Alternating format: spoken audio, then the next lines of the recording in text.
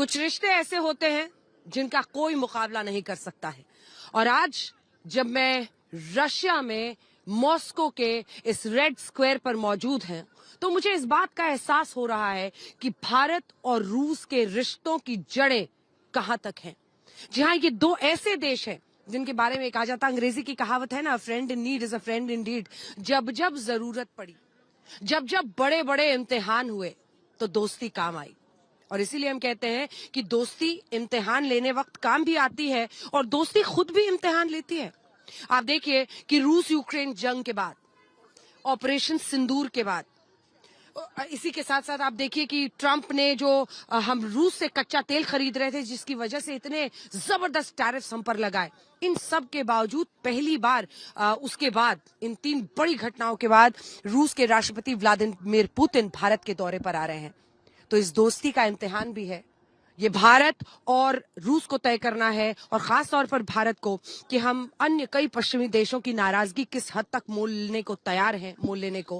वहीं दूसरी तरफ रूस इस रिश्ते में कितनी जान डालने की या नए सिरे से और क्या कुछ भारत के लिए करने को तैयार है, इन सब का इम्तिहान होने वाला है।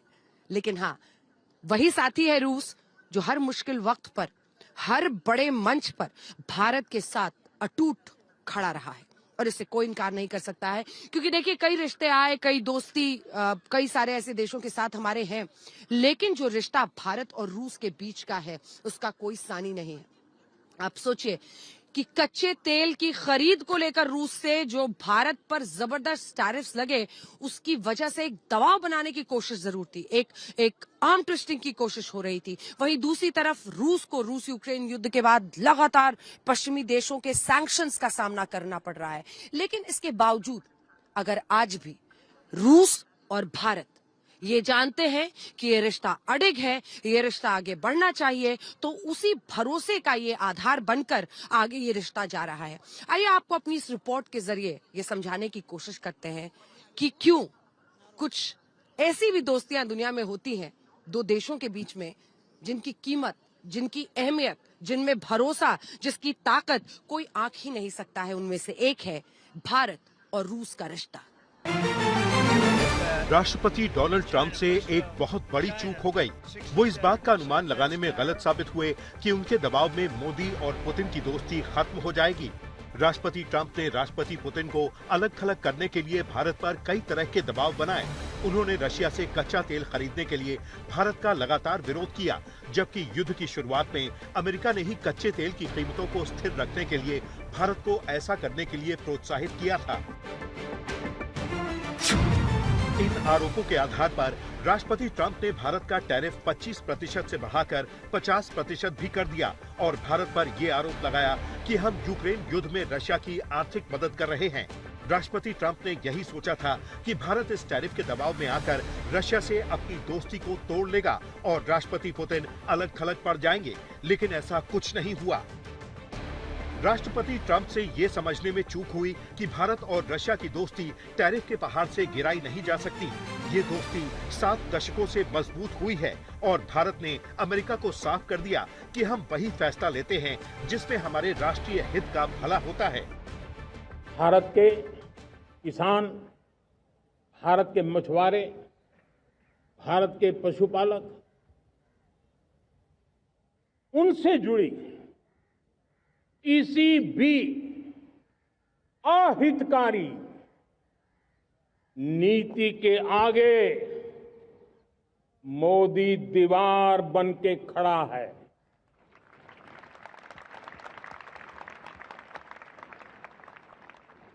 भारत अपने किसानों, अपने पशुपालकों, अपने मछुआरों के संबंध में कभी भी कोई समझौता नहीं स्वीकार करेगा।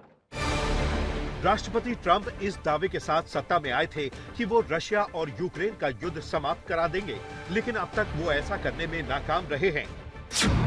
इसके अलावा अमेरिका ने पश्चिमी देशों पर दबाव बनाकर रशिया पर जो प्रतिबंध लगवाए, उनका भी ज्यादा व्यापक असर नहीं है। यूक्रेन युद्ध के बाद से रशिया पर 26,000 से ज्यादा प्रतिबंध लगाए जा चुके हैं, जिनमें करीब 6,500 प्रतिबंध अकेले अमेरिका ने लगाए हैं।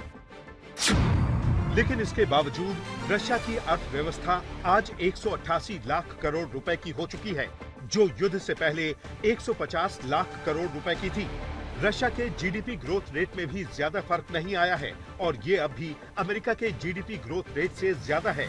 2024-25 में अमेरिका का जीडीपी ग्रोथ रेट 1.4% था, जबकि रशिया का जीडीपी ग्रोथ रेट 1.5% था। रशिया की ये स्थिति तब है जब उसने यूक्रेन युद्ध पर पानी की तरह पैसा बहाया है। यूक्रेन की सरकार का दावा है कि रशिया 2022 से अब तक इस युद्ध पर 88 लाख करोड़ रुपए खर्च कर चुका है, जबकि रशिया का कहना है कि उसने इस युद्ध पर 26.5 लाख करोड़ रुपए खर्च किए हैं। और इस खर्च और पश्चिमी देशों के हजारों प्रतिबंध के बाद भी रशिया की आर्थिक हालत उतनी खराब नहीं हुई जितना कि अनुमान लगाया जा रहा था। सबसे बड़ी बात यह है कि ना तो राष्ट्रपति पुतिन किसी दबाव में आए और न ही प्रधानमंत्री मोदी ने किसी दबाव को भारत पर हावी होने दिया और मुश्किल वक्त में भी भारत और रशिया की दोस्ती कमजोर पड़ने के बजाय मजबूत बनकर उभरी। ये वो वक्त था जब रूस और यूक्रेन का युद्ध छिड़ चुका था। आप सोचिए कि कूटनीतिक रूप से बहिष्कार, आर्थिक रूप से घेराबंदी, नैतिक रूप से चारों तरफ से तिरस्कार, इन सब का रूस सामना कर रहा था और ऐसे घड़ी पर भारत ने यह तय किया कि हम रूस को लेकर सख्त रुख नहीं अपनाएंगे। हम ये तय करेंगे कि भारत के हित में क्या है। अगर हमें रक्षा सौदे करने हैं, अगर हमें तेल के सौदे करने हैं, तो हम वो करेंगे क्योंकि वो भारत के हित में है।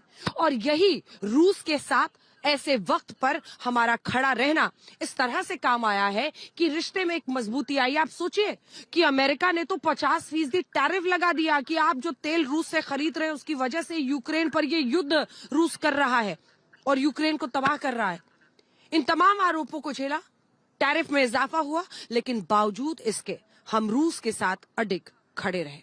और यही बताता है कि भारत अपने कूटनीतिक फैसले किसी के दबाव में नहीं लेता है, लेकिन हाँ, अगर कोई देश हमारे साथ खड़ा रहता है तो मुश्किल घड़ी में हम भी उसके साथ, मॉरल लेक्चर कोई कितना भी दे, खड़ा रहना।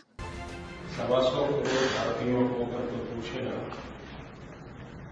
कि हिंदुस्तान का सबसे अच्छा मित्र कौन है, तो हर हिंदुस्तानी बच्चा बोलता है कि रशिया हमारा सबसे अच्छा दोस्त है। और हर संकट की घड़ी में कोई एक देश विदाउट एनी रिजर्वेशन अगर भारत के साथ बना रहा तो रशिया। प्रधानमंत्री मोदी और राष्ट्रपति पुतिन की दोस्ती की सबसे अच्छी बात यह है कि ये दोस्ती काफी सहज दिखाई देती है। आप साल 2015 का ये वीडियो देखिए, जब राष्ट्रपति पुतिन ने कहा था कि वो प्रधानमंत्री मोदी की तरह योगा का अभ्यास करके देखेंगे। ऐसे बहुत कम नेता हैं जिनसे मुलाकात करते हुए राष्ट्रपति पुतिन उन्हें गर्मजोशी से गले लगाते हैं, लेकिन प्रधानमंत्री मोदी के साथ उनका एक अलग बॉन्ड दिखाई देता है। और ये दोस्ती क्यों मानी जाती है और इसकी केमिस्ट्री को लेकर इतनी चर्चा क्यों होती है, उसे आप इन तस्वीरों से भी समझ पाएंगे। प्रधानमंत्री मोदी की सबसे अच्छी बात यह है कि वो राष्ट्रपति पुतिन से अपनी साल 2001 की मुलाकात को कभी नहीं भूलते। उस दौर में नरेंद्र मोदी गुजरात के नए मुख्यमंत्री बने थे और रशिया के दौरे पर उन्होंने राष्ट्रपति पुतिन से मुलाकात की थी और वो उनके पीछे खड़े थे। और आज आप समय का चक्र देखिए कि इन दोनों नेताओं की दोस्ती पूरी दुनिया में हेडलाइन बनी हुई है और भारत को राष्ट्रपति पुतिन के दौरे का बेसब्री से इंतजार है। आज तक ब्यूरो।